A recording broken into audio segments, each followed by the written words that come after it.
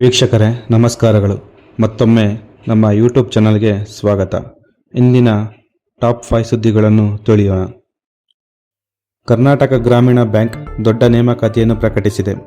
Bank ಒಟ್ಟು 1425 ಹುದ್ದೆಗಳಿಗೆ ಅರ್ಜಿಗಳನ್ನು ಆಹ್ವಾನಿಸಿದೆ.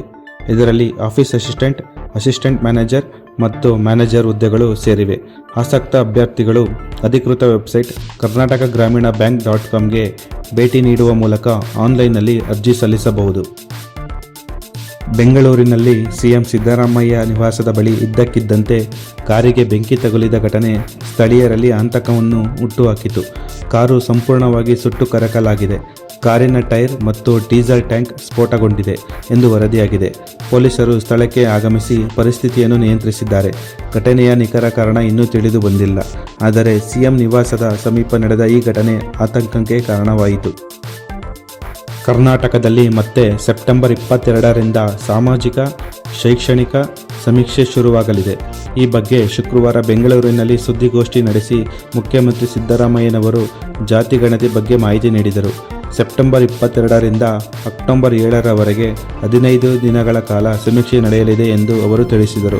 ಕಳೆದ ಬಾರಿಯ ಸಮೀಕ್ಷೆಗೆ ಒಕ್ಕಲಿಗರು ಮತ್ತು ಲಿಂಗಾಯತರಿಂದ ಭಾರೀ ವಿರೋಧ ವ್ಯಕ್ತವಾಗಿತ್ತು. ನಂತರ ಆ ಸಮೀಕ್ಷಾ ವರದಿಯನ್ನು ಸರ್ಕಾರ ಅಂಗೀಕರಿಸಲಿಲ್ಲ. ಕಾಂಗ್ರೆಸ್ ಹೈಕಮಾಂಡ್ ಸೂಚನೆ ಮೇರೆಗೆ ಇದೀಗ ಮತ್ತೆ ಸಾಮಾಜಿಕ ಶೈಕ್ಷಣಿಕ ಸಮೀಕ್ಷೆಗೆ ಮುಂದಾಗಿದೆ. ಮದ್ದೂರಿನಲ್ಲಿ ಗಣೇಶ ಮೆರವಣಿಗೆ ವೇಳೆ ಕಲ್ಲು ತೂರಿದ ಘಟನೆಯ ಕೆಲವೇ ದಿನಗಳಲ್ಲಿ ಮಂಡ್ಯ ಹೆಚ್ಚುವರಿ ಎಸ್ಪಿ ತಿಮ್ಮಯ್ಯ ಅವರನ್ನು ವರ್ಗಾವಣೆ ಮಾಡಿ ಸರ್ಕಾರ ಆದೇಶ ನೀಡಿದೆ. ಸರ್ಕಾರದ ಈ ನಡೆ ಬಗ್ಗೆ ಹಲವು ಪ್ರಶ್ನೆಗಳು ಮೂಡಿದ್ದವು. ಇದೀಗ ಖುದ್ದು ಗೃಹ ಸಚಿವ ಡಾಕ್ಟರ್ ಜಿ ಪರಮೇಶ್ವರ್ ಆ ಬಗ್ಗೆ ಸ್ಪಷ್ಟನೆ ನೀಡಿದ್ದಾರೆ. ಬೆಂಗಳೂರಿನಲ್ಲಿ ಮಾತನಾಡಿದ ಅವರು, ಆಂತರಿಕ ಭದ್ರತಾ ಲೋಪ ಕಂಡು ಬಂದಿದೆ. ಭದ್ರತಾ ಲೋಪ ಕಂಡು ಬಂದಾಗ ಇಲಾಖೆ ಕ್ರಮ ಕೈಗೊಳ್ಳಬೇಕಲ್ಲವೇ?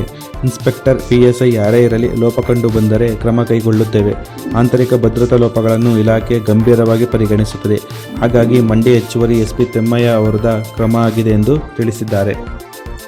ಧರ್ಮಸ್ಥಳ ಬುರುಡೆ ಪ್ರಕರಣದ ತನಿಖೆ ನಡೆಸುತ್ತಿರುವ ವಿಶೇಷ ತನಿಖಾ ತಂಡ ಇದೀಗ ಮತ್ತೊಂದು ಪ್ರಮುಖ ನಿರ್ಧಾರಕ್ಕೆ ಬಂದಿದೆ.